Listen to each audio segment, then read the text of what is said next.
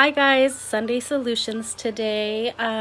So I just want to say hi and say thank you to everyone who has been supporting me on this journey, whether you have been participating in polls or sending in questions, answers, the kind words and support, just thank you to all of you. You honestly make this so much more easier to stay motivated all the time and to keep going with this project. So your feedback means the world to me. It really does. And so thank you for that. So last Sunday solution, that sounded so bizarre. But anyway, so last week's Sunday solution was focusing on my mental health journey, what that looked like for me. Sorry, I'm pulling up my notes. What that looked like for me, the process from figuring out that something was up to what I did to get through it. Was a long period of retrying and figuring out what works for me, trial and error, just getting the feel of what it is that I needed, trying to listen to my body, and tuning in with all these emotions that were so important for me. Sorry, I'm looking at my notes and going back and forth. I just want to make sure I cover all of that. So today's Sunday Solutions focus is going to be boundaries, because boundaries, I feel, are one of the most important keys to figuring out and balancing your mental health, your self-care, your self-love, all of these different aspects. Really, the reoccurring theme and how to get lasting results, how to incorporate them into your life is really through boundaries. So creating boundaries, what does that look like? How do you know that you need to set boundaries? So one of the biggest red flags for myself was, not speaking up when obviously I was being mistreated or things were, conflicting with my inner health, my inner thoughts, my mindset, things that weren't aligning what it is that I visualize as priorities for myself and my family.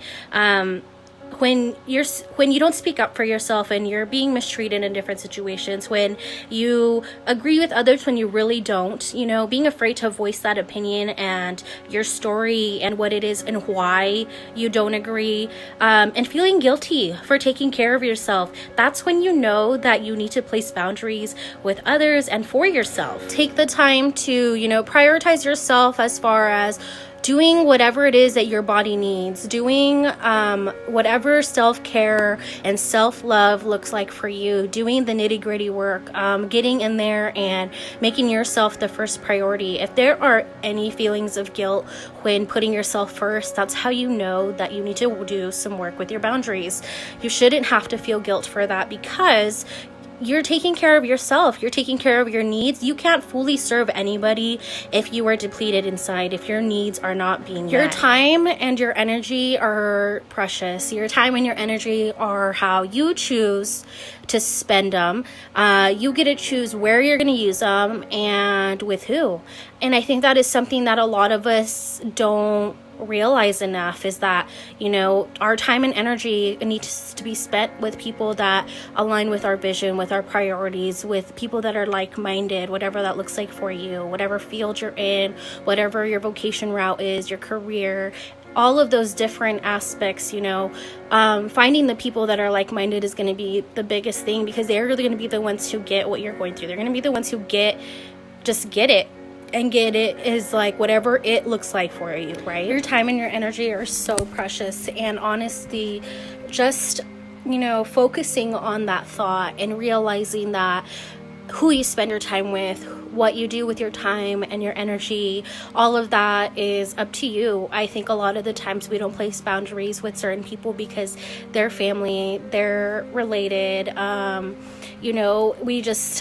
wasn't something that we were taught to prioritize, and especially in the Mexican heritage and culture. I'm trying to word this without being offensive. It is very easy to judge somebody who is not, quote unquote, doing enough. In our culture, it has been that being tired and being exhausted is a sign of hard work. It's a sign of you're doing what you're supposed to be doing, regardless of whether you're depleted or not. That's when boundaries are very important, placing them with your job, with your education, with your family, giving you that space to be you and do what you need as a person and to function. I think that is like the biggest takeaway from the Enneagram that I had, was how to cope and how to practice self-love and self-care and healthy levels of development within my own mindset. The Enneagram really references those sections for every single type, and how different things look different for different people and what works for different types. And so like for myself, like just recharging and having alone time is huge for me. Like I really do need that. There are days where, you know, I'll just check out and turn off my phone, do not disturb, do my readings, do my podcast, and just, you know, ignore the outside world, because honestly I think we do that. Unplugging time is very important. For myself, boundaries looked like coming to a place with myself, and I think this is important for everyone, is coming to a place and a time in your mental health journey and in your personal life where you just know your mental health, your personal needs, like for your own sanity, something needs to change. And that being said, that means that you are choosing to place boundaries for yourself out of your own self-love, out of your own mental health prioritization, out of making this about you. You are ready to be strict with your boundaries. For myself, this looks like not tolerating jokes about therapy. I don't think they're funny, because I do think they're offensive. I do think therapy has a really bad negative stigma, and I think people need to realize that mental health is something that needs to be prioritized. And by laughing at things like this, you're enabling people to think that these jokes about stigmas, these jokes about therapy, these jokes about mental health are okay. And so for me, like, those are things that I don't laugh at, I personally, or I'll say something, you know. Another thing that I do not tolerate, I don't engage in laughing at gay jokes. I don't think it's funny. LGBTQ is something that is very close and near and dear to my heart, especially within our culture. I see the amount of just ignorance from people when talking about these kinds of topics, and not treating people who are, you know, that belong to the LGBTQ community, not treating them the same, not treating them with the same fairness and the same respect that we should treat all human beings. Them being vulnerable in the sense that we are in a society where this is, you know, not the norm, quote unquote norms, you know, being that it's new and, you know, it's always been around. People don't, you know, realize that those kind of jokes are things that we shouldn't engage in. Those are not conversations we should engage in. That's why awareness of LGBTQ and the whole community is so important. So that's one of my boundaries, you know, those kind of jokes. That's something I just don't tolerate. With boundaries, you learn to see what you're willing to be around, what you're willing to tolerate. Just different, you know, examples like gossiping. Like, if that's something you're not into, well, then don't talk about those things. Create other kinds of conversations with people you love. Try to find ways to steer the conversation away from gossiping. And one big thing that I've noticed a lot too is like just the hating of other people and their passions and other people, and doing what it is that brings them happiness and motivation and joy. And I think so many times people get caught up in questioning talent, questioning vision, questioning what it is that people are doing. I think it is so important to encourage potential and to really just cultivate that whole culture of empowerment, of encouraging others to pursue their dreams and to pursue what they're passionate about, because that is how we can have a better world, is when people are doing things that they love and cultivating and nurturing their passions and being passionate about something, you know. If you haven't found your passion, then try your best to be positive about people who have and people who are working on that. That's why boundaries are very important. You make them out of your own love for yourself, not for other people. It is not about controlling the actions of others. It is not about trying to control anybody. It's really just, you know what is working for you, you know what makes you sane, you know what drives you insane. their boundaries are out of your own self-love and your own self-respect. It's nothing to do with other people and what they're doing. It's just, you know what triggers you, you know what hurts you, and that's how you're being proactive, is by intentionally setting the boundary so that you don't have to cope with negative feelings or emotions that you know trigger you. Being mindful of the space that you're in, and knowing if, you know, a situation is going to derail you or hurt you, or, you know, it's just something you're not willing to put up with. That's when boundaries are very important. So how to place boundaries, right? So I think this is the hardest part, is just putting them into place and realizing what it is that you need, and realizing where to place them and with who. It can be very difficult, especially if you are working or dealing with people that do not work on communication, people that are resistant to change, people that are resistant to self-growth. That's when, for you, it comes out of a place for your love for yourself and a place of acceptance from them. You know, you accept that, you know, they won't change, that you can't change them, that this boundary is about you. You know your intentions, and you know why you're doing what you're doing. As long as you know why, and this is something that you're not doing out of revenge, out of a negative space for the other person, then that's how you know that your boundary is healthy and that it is all about you. And not everyone is going to agree with your boundary. Not everybody is going to see eye to eye with your boundary, and that's fine. As long as you are able to accept that and know that your boundary is about you and you're not doing it to hurt anybody, I think that is the most important part to recognize, because you are committing to a boundary because you know that that is what keeps you above water. It keeps you safe, it keeps you going, and you know that you need this boundary so that you can function in a healthy and productive way. So boundaries, you're not going to go around announcing to people that you have a boundary, that you have set a boundary that they don't know about. It comes into terms and into place when someone is doing something that you do not tolerate, that you do not want to be around. One thing that, you know, for myself is like, you know, talking about my mental health with my family really isn't something that I do. If things or comments come up, I'm at the point where I try as hard as I can to deflect those kind of comments, or, you know, just calmly say, I don't think that's funny.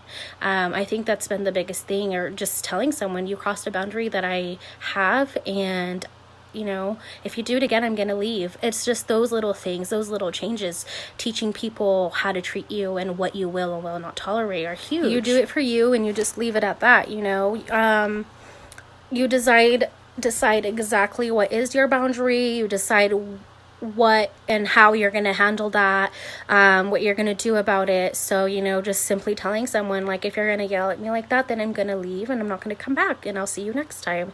You know, just those kind of things, and actually following through with what it is that your boundary is when someone starts to cross that.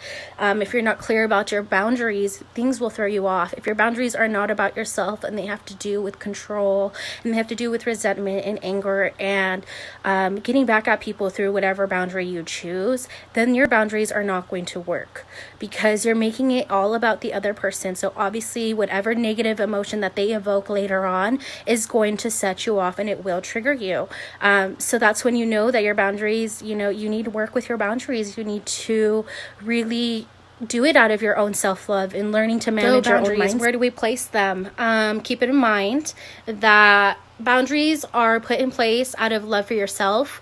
It is not about anybody else. It is all about taking care of yourself. It is not that you don't love somebody anymore, that you are going to be mad at him or her or them, and it's not out of resentment. It's not anger based, regardless of who the person is. The boundary is put in place for your own health, your own sanity, your own boundary, right?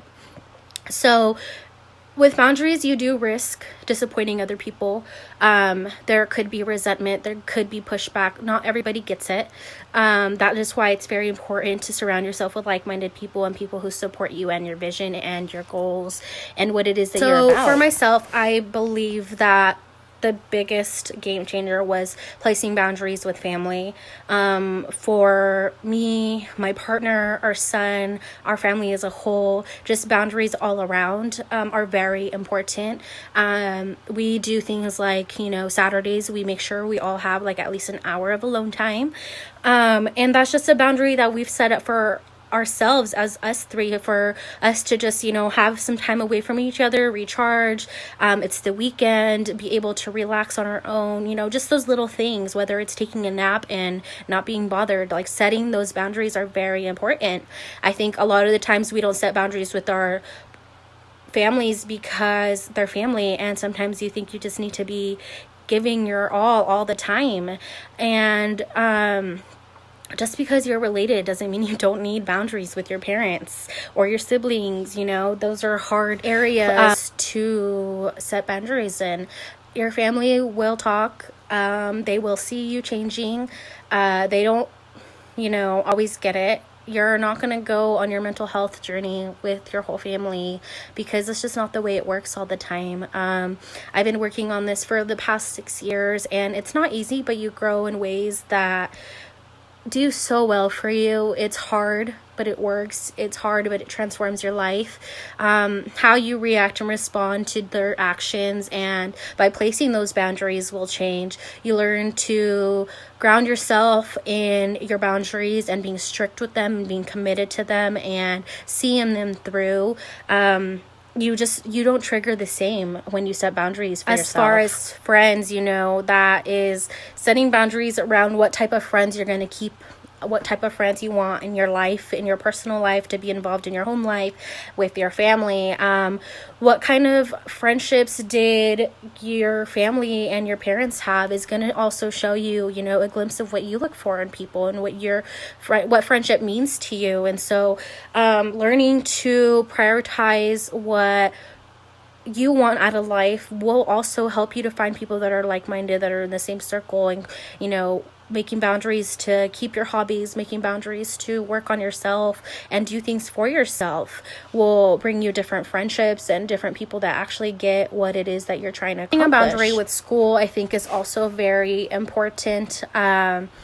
Education can get in the way. Education can be hurtful. Education, not saying it's a negative thing, but I'm saying that your mental health should be priority over your education. Another way to set a boundary that I had was my mental health day. And what this looks like for me is I take off my Mondays and to just focus on myself and, recharging and getting all of that for time for me. Respecting that time is hard, and consciously saying no to plans on Mondays, consciously not planning things on Monday besides therapy, besides my me time, that's a huge boundary. And I have to remind people, I'm off on Mondays and that, but that's my therapy day, or that's, my day for myself. So just keeping that and being strict with your boundaries is huge. The other thing that I really wanted to talk about is just boundaries with media. What you see is what you'll project. What you follow, what you listen to, what you're reading, like all these different aspects will pop up in your life if you do not set boundaries with the type of timelines that you want to have. Personally, for me, I follow accounts that inspire me, accounts that post things that are relevant to what I'm trying to self-grow in. Mental health, family. I follow home decor, things that I'm passionate about, things that don't make me feel less or that make me question my self-worth. Boundaries, honestly, they just become natural at some point when you're very committed to placing them and you're strict with keeping them and following through. They become an intentional part of your life. You're intentional about this work. You're intentional about who you put boundaries with and who you set them with. I think it is very important to analyze your personal life and look where you need boundaries. To set boundaries, honestly, was one of the biggest changes for me. Focusing on that time to, see what it is that I needed, what boundaries did I need to have. We need at least one weekend in our family just to recharge for us three or us two when we're alone, not overbooking our weekends. We've noticed like that depletes our whole family. You know, those different things, they are very important. And I think that we get stuck in the motions and we forget to rest and we forget to play, and we get so caught up in doing too much that boundaries go out the window. And so placing boundaries in these different aspects of your life, like family, school, your work life, your mental health, is going to be a way to create balance for yourself, balance for your family, and giving you that time to really cultivate and nurture what it is that you need inside, what you personally need. That is what I have for boundaries today. I will post the outline to this Sunday Solutions as well with this video on my on my website at ovanessa.com. I will also we'll also be sending out my first email announcement tonight to all my subscribers. So if you haven't subscribed to my website, please do, so that you can be notified when these videos are up and so that you could watch them and tune into the conversation. I plan to do a follow-up Q&A to my Sunday Solutions. I haven't decided how that's going to look yet or when, but just keep that in mind when you do watch these if you have questions. What else? So if you haven't had a chance to check out my website, all of these videos for Sunday Solutions are going to be posted, whichever one is current, and then the rest are on my YouTube channel. So I hope to hear from you guys regarding your boundaries and what that looks like for you, doing, and just, you know, relatable conversation. And let's just create a space so that we can have these hard convos. And honestly, I just want to put out there what worked for me. What works for me is not going to work for everybody. Some of it may work for you. One thing may work for you. I just, you know, there's very different aspects of everything that I'm putting out there that could be applied in different parts of your life. And that's the point of Sunday Solutions, is to create a movement where self-growth is normal, self-growth is healthy, self-growth is something that we can talk about, and healing the traumas that we've been through, and just creating a platform for this kind of conversation has been my biggest goal. So if you have feedback, if you want to reach out, if you want to talk, I'm always here. Like, I would love to hear your perspective. I would love to hear your story. I've had people share their stories with me. It's been so eye-opening. You know, there's so many of us that need this and that don't know how to speak up about it. So I just hope that if you're watching this, that you feel encouraged and that you feel heard and that you feel like someone else gets it. And so with that said, I hope you have a beautiful week. I hope to see you on Instagram and Twitter and throughout the week. You know, I'll be posting polls regarding this conversation. So much love to you guys, and thank you for the support. Bye.